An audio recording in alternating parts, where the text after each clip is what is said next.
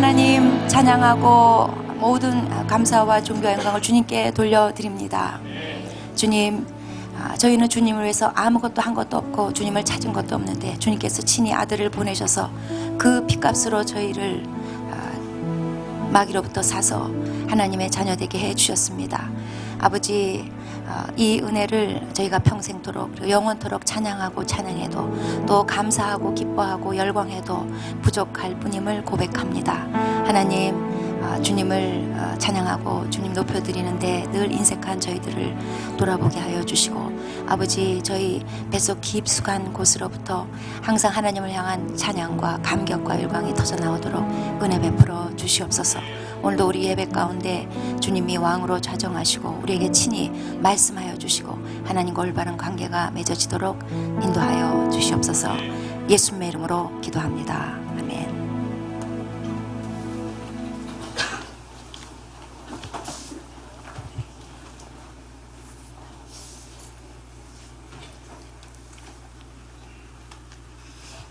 네, 우리 옆 사람에게 축복합니다.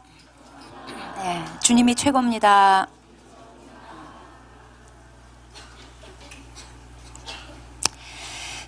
네, 오늘 말씀은 사사기 12장 1절부터 7절까지입니다. 저랑 한 절씩 교독하도록 하겠습니다.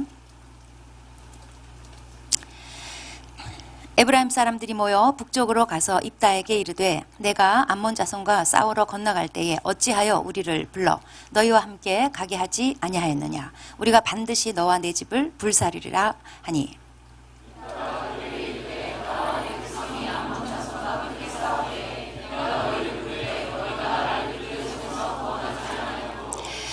나는 너희가 도와주지 아니하는 것을 보고 내 목숨을 돌아보지 아니하고 건너가서 암몬 자손을 쳤더니 여호와께서 그들을 내 손에 넘겨주셨거늘 너희가 어찌하여 오늘 내게 올라와서 나와 더불어 싸우고자 하느냐 하니라.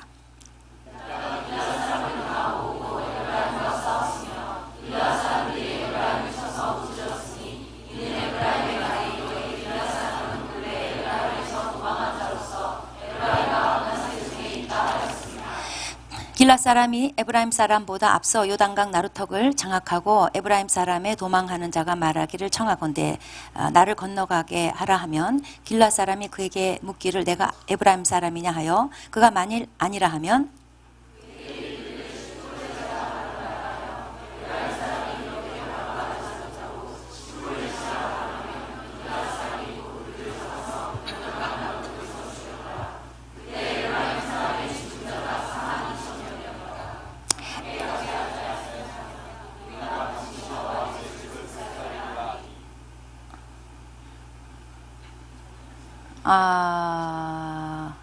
미스가 있습니다. 네, 7절. 입다가 이스라엘의 사사가 된 지 6년이라 길앗 사람 입다가 죽음에 길앗에 있는 그의 성읍에 장사되었더라. 네, 오늘 본문도 암울한 사건입니다. 이스라엘의 외부적인 위험이 해결되니까 이제 내부적 갈등이 시작이 됐습니다. 그리고 이게 동족 상잔의 비극으로 끝나고 말았습니다. 에브라임 지파가 문제였습니다. 기드온 때도 이 에브라임 지파가 기드온이 기껏 미디안 대군을 쳐놓고 나니까 찾아와서는 왜 전쟁할 때 우리를 안 불러냐면서 싸움을 걸었습니다. 그때는 기드온이 막 그들을 치켜 세워주면서 체면을 살려줘가지고 문제가 넘어갔습니다. 거기에 맛이 들렸는지 이번에 또 에브라임 지파가 입다한테 똑같은 문제를 들고 찾아왔어요. 싸우러 왔어요. 얘기하기를 왜 암몬 자손 치러 갔을 때 우리를 부르지 않았냐? 너와 내 집을 불살라버리겠다. 이렇게 협박을 해요. 불사른다는 것은 이스라엘 율법에 아주 최악의 죄에 대해서 무서운 형벌을 내릴 때 하는 겁니다. 에브라임 지파는 마치 자기네들이 무슨 하나님의 심판을 대행하는 자나 된 것처럼 공갈 협박을 하고 있어요. 사실 에브라임 지파는 이 앞에 사사기 10장 9절에 보면은 암몬 족속 때문에 권고가 심했다 이렇게 기록이 되고 있어요. 입다가 구원해 준 거거든요. 이 감사해도 모자랄 판국에 이 가당치 않은 시비를 걸러 지금 찾아온 거예요. 왜 그랬을까? 이 에브라임 지파는 자존심이 상한 거예요. 에브라임 지파는 이상한 우월의식이, 다른 지파에 대한 이상한 우월의식이 있었어요. 오만함이 있었어요. 그런데 길라 족속 출신, 이 길라 족속은 이제 므낫세 지파의 한 종족입니다. 길라 족속의 뜨내기 입다가 구원했으니 빈정이 상한 거예요. 에브라임 지파는 지금 시기 질투하고 있는 겁니다. 혹시 각 지파 간의 서열 싸움에 밀릴까봐 이제 선수를 치는 거예요. 그리고 남의 영광받는 꼴을 못 보는 거예요. 이런 경우에도 사자성어가 있어요. 남행나불이라고. 남의 행복이 곧 나의 불행. 남불나행이라고. 남의 불행이 나의 곧 행복이요. 에브라임 지파는 지금 이기심에 사로잡혀 있는 거예요. 이 에브라임 지파의 관심사는 이스라엘 공동체 뭐 그런 거 관심 없고 오직 자기네들이 잘나야지 돼요. 그래서 입다가 2절 3절에 이제 답변을 합니다. 내가 너희를 분명히 불렀지 않냐? 그런데 너희가 그때는 안 간다고 했지 않냐? 그래서 내가 목숨 걸고 싸우러 나갔고 하나님이 이기게 해주신 건데 왜 그러냐? 이렇게 답변을 해요. 그러니까 에브라임 지파가 찾아와서 한 말이 생트집이었다는 것이 여기서 밝혀집니다. 입다에게 전쟁에 참여해달라고 부탁을 분명히 받았어요. 그런데 아마 그때 에브라임 지파의 판단은 전세가 불리하다고 판단했던 것 같아요. 그래서 안 갔어요. 그래서인지 이런 에브라임 지파를 가리켜서 시편 78편에 이런 말씀이 있어요. 9절에 에브라임 자손은 무기를 갖추며 활을 가졌으나 전쟁의 날에 물러갔도다. 이런 수치스러운 그 시가 남겨져 있어요. 본래 불평불만하는 자는 일을 하지 않고 말만 많이 하는 자들이에요. 교회 부엌에 쓰레기 더미 막 이렇게 쌓였을 때 왜 쓰레기통이 넘치냐며 너는 한 번이라도 치워봤어요? 보통 쓰레기 안 치우는 사람들이 그런 얘기 쉽게 해요. 교회에서 보통 불평불만하는 사람들 보면은 교회 힘겨운 일에는 참여하지 않는 사람들입니다. 그냥 관망하는 사람, 손에 물 묻히지 않는 사람들이 쉽게 불평불만해요. 자, 4절에 보면은 이제 에브라임 지파가 한 수 더 떠서 입다의 상처를 건드리는 발언을 합니다. 길르앗 사람, 그러니까 입다가 속한 종족이죠. 길르앗 사람들은 에브라임 지파에서 도망간 사람들이라며 상처를 건드려요. 입다가 소집해서 싸우러 나간 군대, 즉 이 길르앗 사람들은 에브라임과 므낫세 땅에서 이리저리 쫓겨다니면서 살던 자다. 이런 식으로 무시하는 발언을 한 거죠. 특별히 여기서 도망한 자다. 이거는 입다의 아픈 데를 찌르는 말이에요. 왜냐하면 입다는 쫓겨난 자거든요. 그래서 입다 편에서 볼 때는 도망간 거죠. 그러니까 도망한 자, 도망 뭐 이런 얘기 나오면요, 입다는 굉장히 아픈 데가 찔리는 거예요. 그래서 입다가 뚜껑이 열렸습니다. 그래서 다시 길라 사람들 모아가지고 에브라임을 쳐요. 그리고 이깁니다. 그리고 이제 에브라임 사람들을 다 도망가는 사람들을 죽이려고 요단강에 딱 나루턱에 이렇게 점령해가지고 이제 강을 건너는 사람들을 이제 에브라임 사람들을 색출해 내는 거예요. 나루턱이라는 것은 강 중에서 얕아가지고 이렇게 사람들이 걸어서 건널 수 있는 곳을 말합니다. 이제 그리로 퇴각을 하는데 거길 딱 점령해가지고 에브라임 사람들을 다 죽이려고 이제 하는데, 에브라임 사람들이 원래 요단강을 중심으로 서쪽에 있던 사람이에요. 그 길앗은 동쪽에 있습니다. 그러니까 요단강을 건너서 왔거든요. 이제 도망가려면 요단강을 다시 건너서 가야지 돼요. 길앗 사람들이 거기에 딱 이제 진치고 앉아가지고 도망가는 사람들한테 너 에브라임 지파냐? 맞다. 그러면 죽이는 거예요.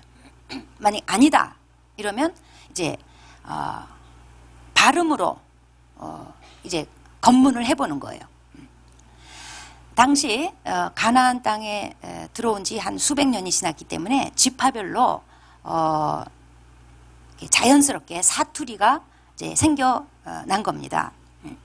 요즘에는 이제 대중매체 때문에 사투리가 있어도 많이 이렇게 평준화가 돼가고 있지만은 옛날에는 서로 이렇게 교류가 없기 때문에 어느 지역에 오래 살면 자연스럽게 이제 사투리가 생기고 방언이 생기는 거죠.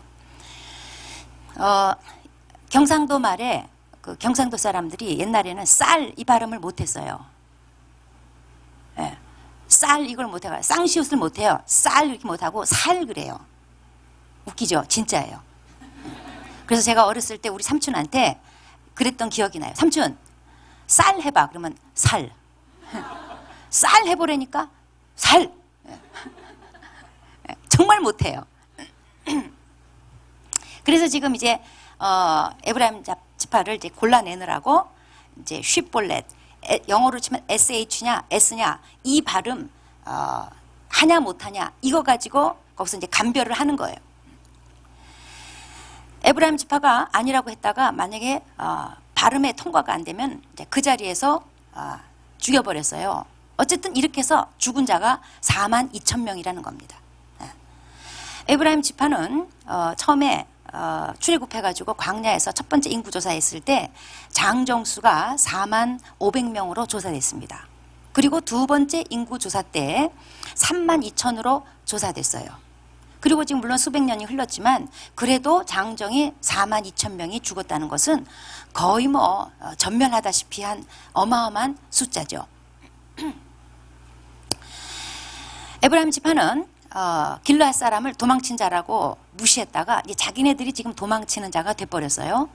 또 에브라임 지파, 자기 지파에 대한 아주 오만한 우월감에 사로잡혀 있었는데 이제는 그걸 부인해야 자기가 에브라임 지파가 아니라고 이렇게 부인해야 살아남는 그런 아이러니한 상황이 벌어졌습니다. 그러면 이 싸움에 과연 승자는 누굴까? 아무도 없어요. 입다는 여기 7절 말씀에 보면은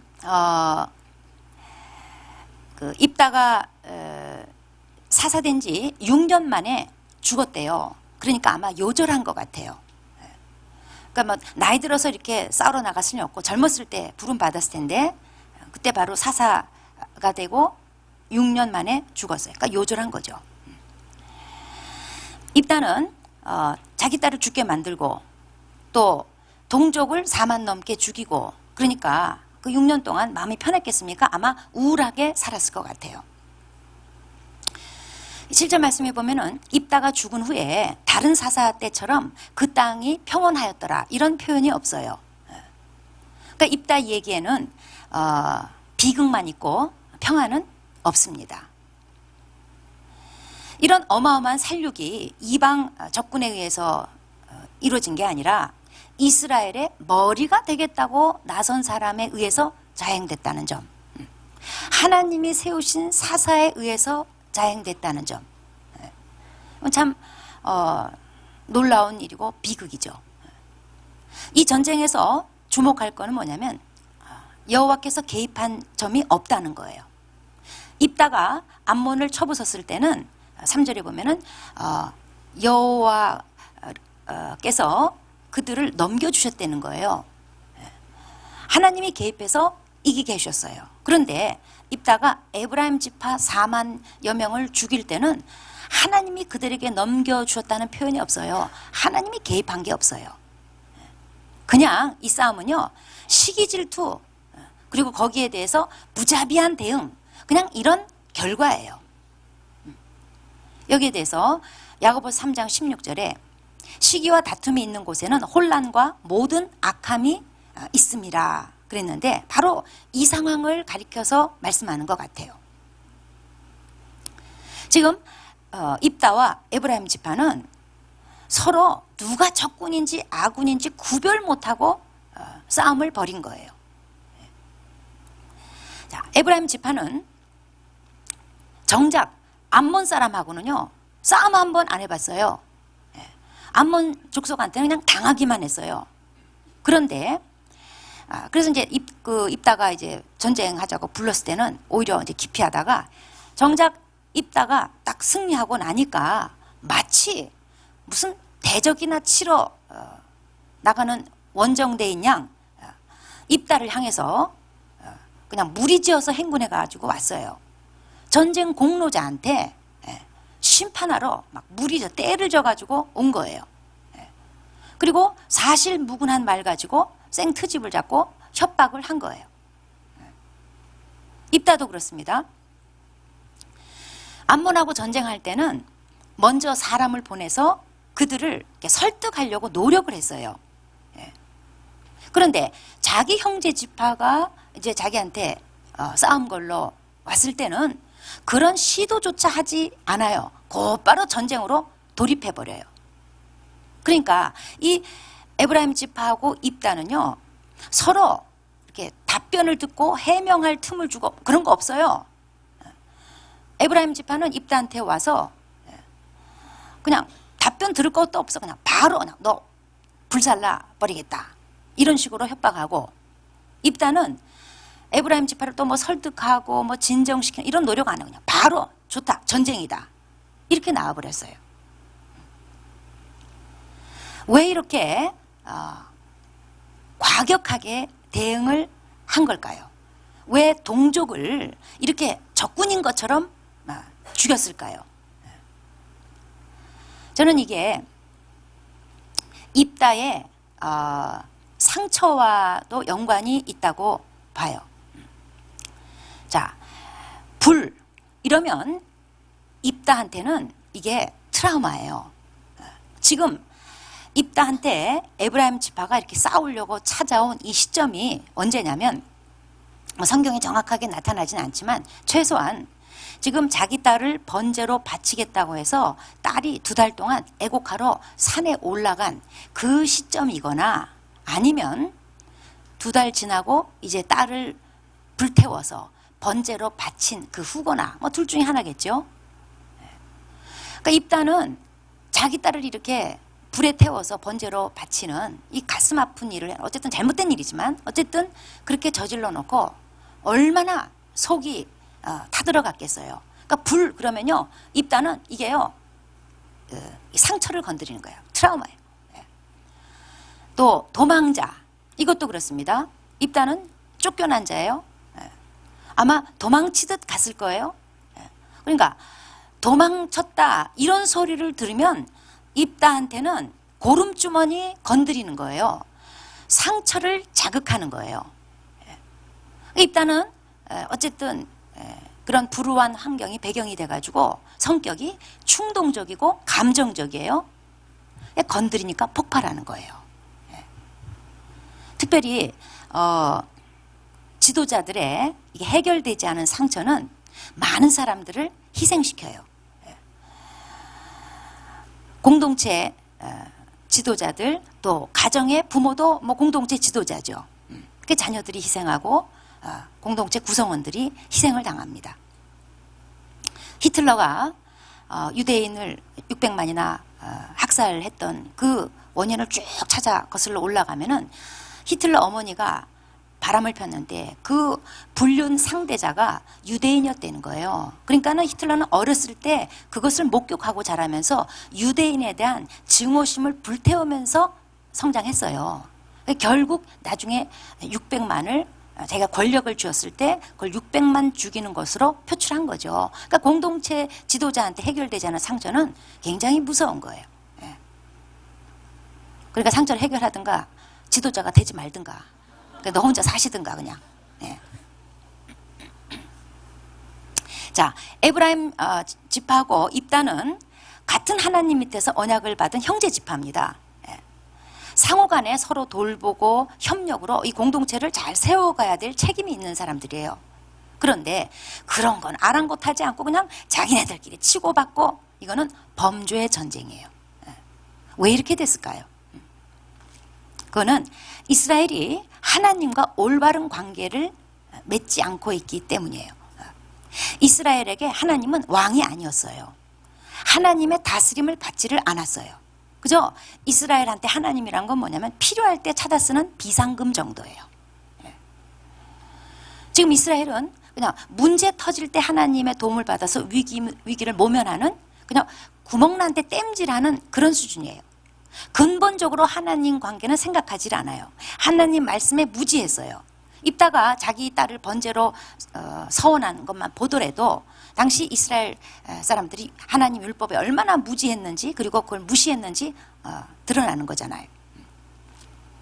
지금도 이 암몬 족속을 퇴치한 거, 이거는 그냥 급한 불 끈 정도지 이스라엘이 하나님께로 돌아오고 하나님과 올바른 관계를 맺고 그런 상태는 아닌 거예요. 그래서 에브라임 지파하고 입다의 싸움, 그리고 이 동족 상자는 뭘 말해주냐면, 오늘 본문 이 사사기 12장 1절부터 7절까지 말씀은 우리에게 뭘 교훈해주고 있느냐 하면은, 하나님과 수직관계가 파괴됐을 때 인간끼리의 수평관계도 파괴될 수밖에 없다, 그거예요. 즉 하나님과 올바른 관계가 맺어져 있지 않으면 사람들과 싸우게 된다, 이렇게 말해 여러분 쉽게 알아듣죠? 예. 굉장히 중요한 원리예요. 예. 쉽게 말해서 사람들은 왜 그렇게 쉽게 싸울까? 나는 왜 그렇게 쉽게 싸울까? 예. 사람들은 왜 그렇게 서로 으르렁대고 폭발할까? 왜 전쟁은 끊이지 않는 걸까? 근본적으로 얘기하자면 하나님과의 수직관계, 이게 올바로 정립이 되지 않았기 때문이에요. 하나님의 다스림을 받지 않고 있기 때문이에요. 본래 에덴에는 싸움이라는 게 없어요. 전쟁이라는 게 없어요. 하나님의 다스림을 올바로 받고 있는 한. 그런데 아담과 하와가 범죄했어요. 이제 그 이후부터 이 싸움과 전쟁이 시작이 되는 거예요.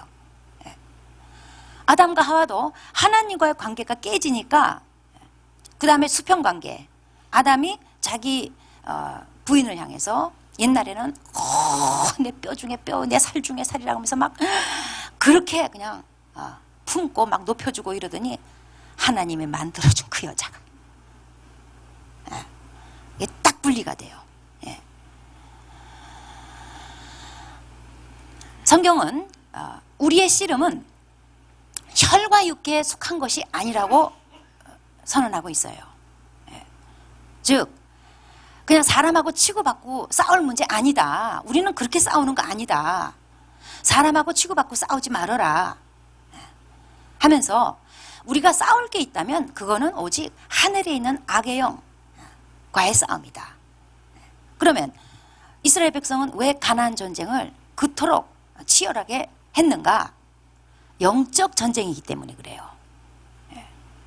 우상 숭배에 대한 심판이기 때문에 그래요. 하나님의 심판 대행자로서 가나안 우상 청소를 한 거예요.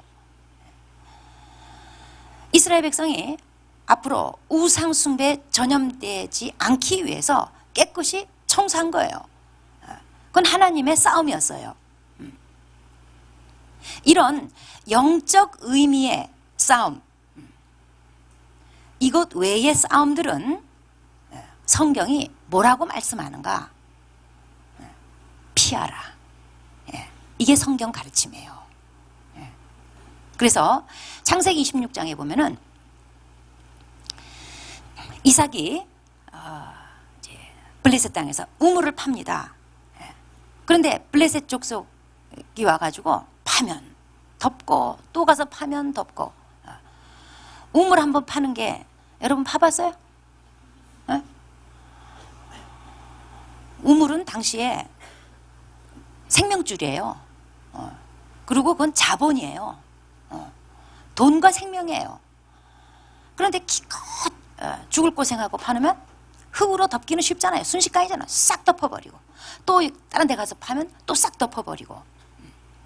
그런데 이삭은 싸우질 않아요. 계속 파기만 해요. 결국 마침내 블레셋 왕이 그걸 지켜보다가 보다가 이삭을 찾아오죠. 그리고 굴복해요. 하나님이 정말 너와 함께 하시는 것을 우리는 봤다. 네가 두렵다. 우리 화친하자. 먼저 손을 내밀어요. 예, 성경이 우리에게 싸움은 피해라. 하나님께 맡겨라. 하나님이 책임져 주신다.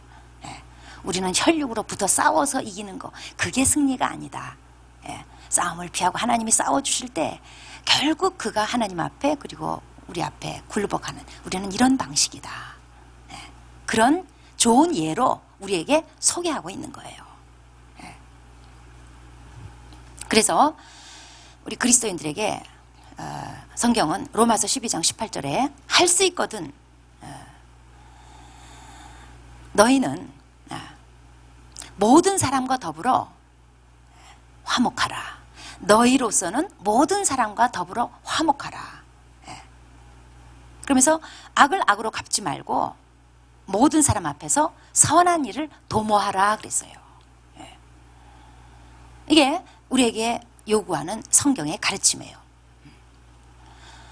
어떻게 모든 사람과 더불어 화목할 수 있을까? 악을 악으로 갚지 않고 모든 사람 앞에서 선을 도모할 수 있을까? 이게 어떻게 가능할까? 물론 우리로서는 불가능하죠. 그런데 하나님과 수직적 관계가 올바르면 가능해요. 그때만큼은 가능해요. 고린도후서 5장 18절에 보면은 주님이 우리에게 화목하게 하는 직분을 주셨대요. 화목하게 하는 직분. 예수 믿는 사람에게는 다 이 직분이 있어요. 자, 우리 옆 사람에게 직분 받으셨군요.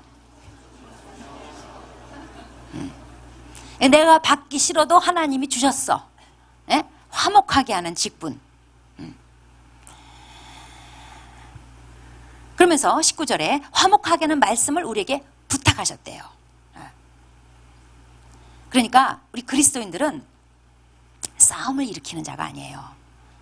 화목하게 하는 자예요. 어디든지 내가 들어가면 이렇게 좀 분위기가 좋아지고, 그래서 결과적으로는 화목하게 되고, 내가 들어가서 맛있게 만드는, 소금이 들어가서 맛을 내는 그런 직분을 받은 자예요. 그런 말씀을 하나님이 우리에게 부탁하셨다는 거예요. 이게 어떻게 가능할까? 이 바로 뒤에 20절에 이런 말씀이 있습니다. 너희는 하나님과 화목하라. 이 말씀이 가능한 것은 오직 하나님하고 화목할 때 가능하다는 거예요.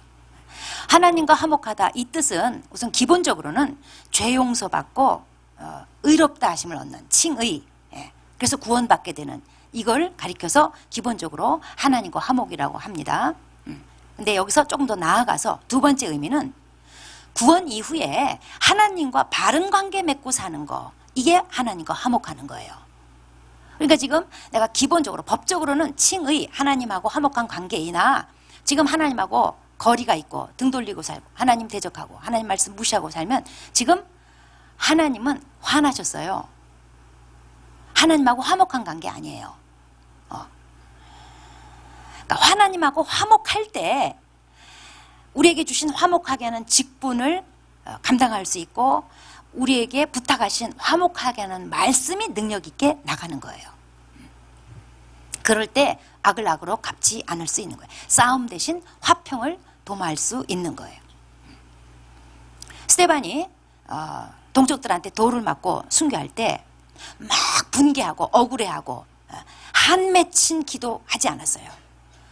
주여, 주께서 다 아시나이다. 다 기억하소서. 주님 다 기록해 놓으시고 다 갚아 주시옵소서.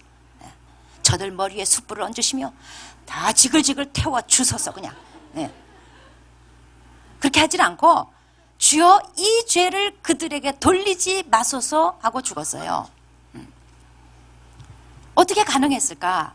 스데반은 하나님과 완전히 올바른 관계, 하나님과 잘 결속되어 있던 사람이었어요. 그래서 사도행전 7장 55절에 이렇게 기록되어 있습니다. 스데반이 성령 충만하여 하나님의 영광과 예수께서 하나님 우편에 서신 것을 보고 성령 충만했어요. 주님으로 충만했어요. 집사는 이렇게 할 수 있는 사람이어야 되는가 봐요. 그래서 우리 교회에서 제자 훈련받고 35세 이상 되면 집사 준다고 하는데도 안 받는 이유가 이렇게 하기 싫은 거야. 혹시 그 꼴배기 싫은 자 용서하게 될까 봐. 예. 우리 교회 몇 명 있어요. 누구누구는 용서하기 싫어요. 예? 용서하기 싫어. 그 인간이 나한테 용서받는 꼴을 못 보겠는 거예요. 자기만 손해예요. 자, 스데반이 이 죄를 그들에게 돌리지 마옵소서 하고 이렇게 장엄하게 멋있게 죽을 수 있는 거, 이걸 가리켜서 가진 자의 여유라고 하는 거예요. 여러분, 가진 자의 여유 하면 돈밖에 생각 안 나죠. 예? 우린 좀 제발 영적으로 이런 걸 좀 볼 수 있어야지. 예? 가진 자의 여유, 뭔 말이냐? 우리가 성령 충만하고 하나님 충만하고 복음 충만하고 말씀에 충만할 땐 여유가 생겨요. 그래서 우리 교회 많은 부부들이요, 셀 모임 올 때는 이미 싸워가지고 와. 칼을 갈고 막 원수가 채가지고 와요. 물론 각각 셀이죠. 우린 부부 다 찢어놓으니까. 셀 모임 왔다가 또 말씀 받고 또 막, 예? 그럼 또 막 여유가 생겨요. 그래 또 집에 가서 또 화목해요. 그래가지고 지금 우리가 얼마나 많은 가정들을 건지고 살리는지 몰라요. 예?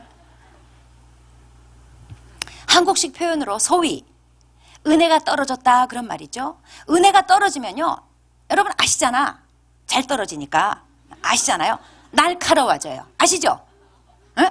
날카로워져. 본성이 드러나 교만과 혈기가 충만해져. 그래가지고 그리고 좀 힘센 것들은 으르렁 이러는 거. 물고 뜯고 그냥.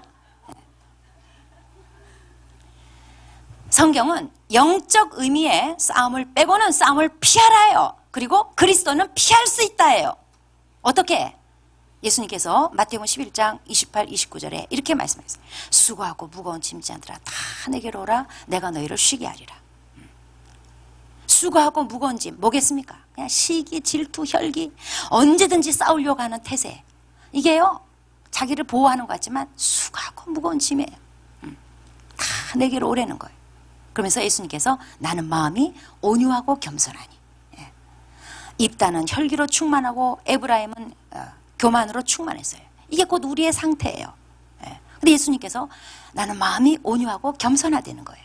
그래서 나의 멍에를 메고 내게 배우라. 예수님의 멍에를 메는 거, 주님의 말씀 안으로 들어가는 거예요.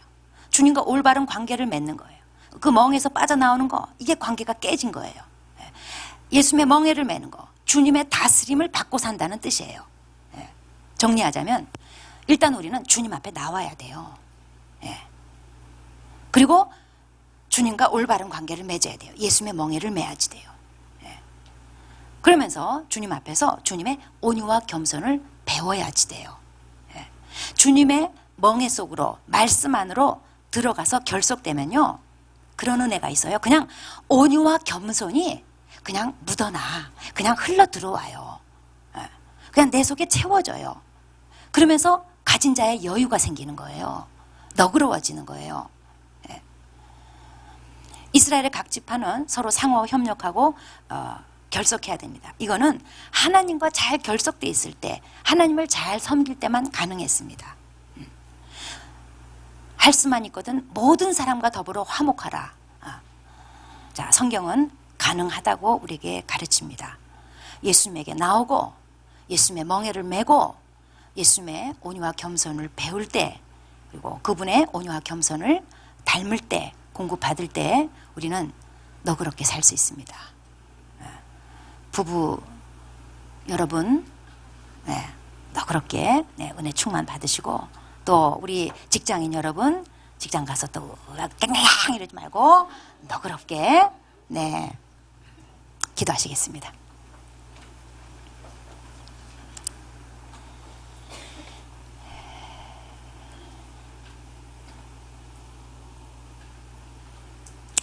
하나님과 올바른 수직적 관계가 깨지면 수평적 관계도 반드시 깨지게 되어 있습니다.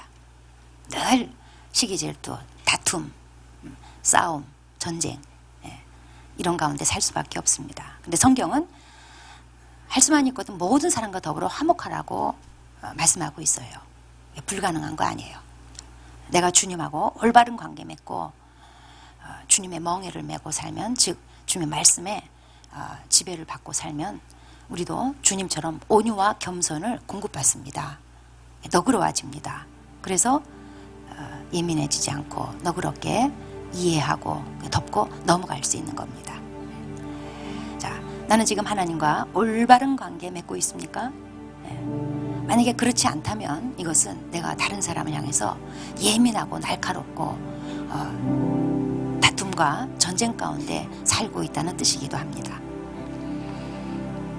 수고하고 무거운 짐진 자들아 다 내게로 오라. 내가 너희를 쉬게 하리라.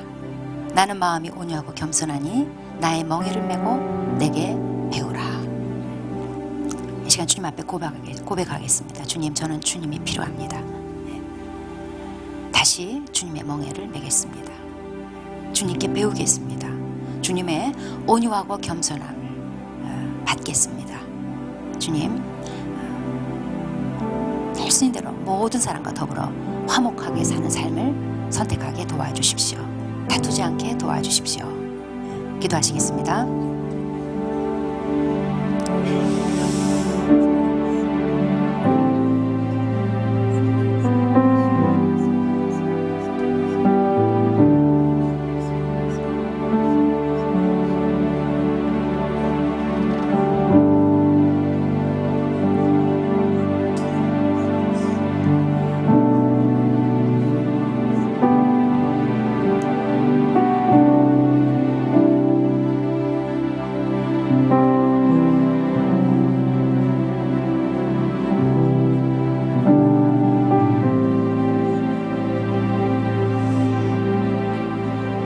하나님 아버지, 정말 주님과 올바른 관계가 맺어져 있는지, 주님과 올바른 수직적 관계를 잘 맺고 사는지 돌아보게 됩니다.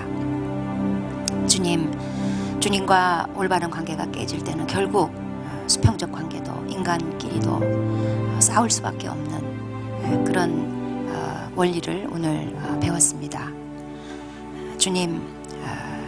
주님과 올바른 관계 맺게 되기를 바랍니다.